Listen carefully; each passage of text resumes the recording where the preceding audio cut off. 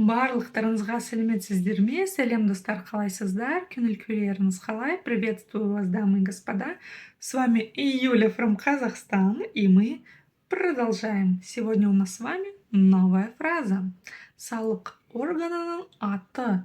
Салық органының аты.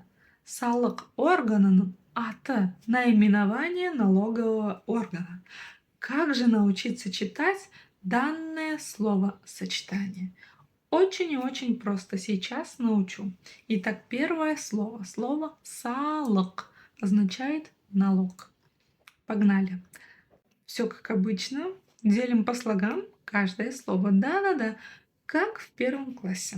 Салық. Салық. Как нам с вами научиться читать вот эту вот букву «К» с хвостиком снизу?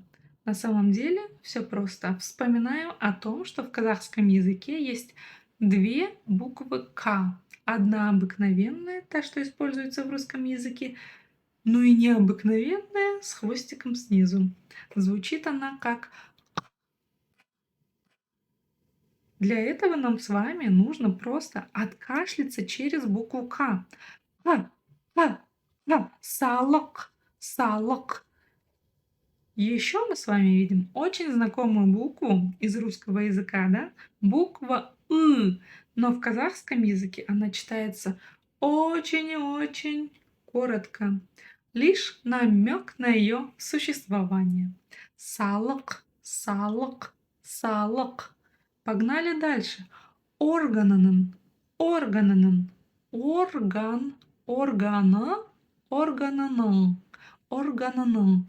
Вы уже поняли, что слово «орган» заимствовано из русского языка в казахский. Видите букву «ы», помните, что она произносится очень коротко.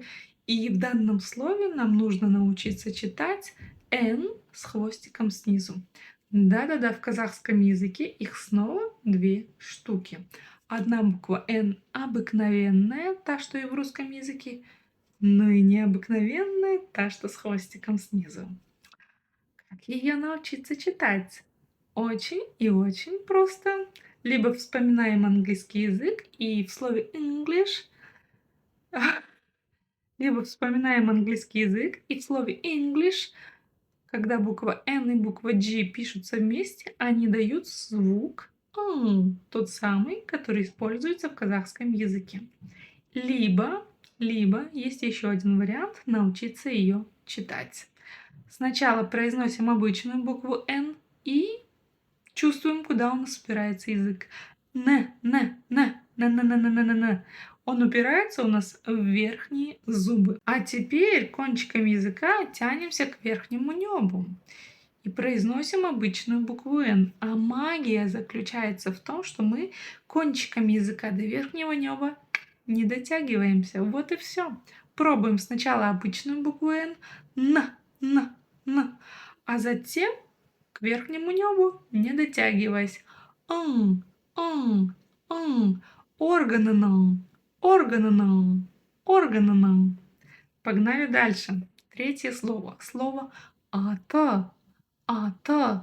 «Аты» в данном случае обозначает наименование. Изначально слово «ат», которое означает имя, или есть еще перевод как конь. Да, конь. Вот и все. Так что в зависимости от контекста слова переводятся по-разному. Мы видим букву «ы» на конце. Это означает, что из всех этих трех слов построено словосочетание, и что данная буква произносится очень и очень коротко. Ну а теперь все объединяем и читаем целое выражение.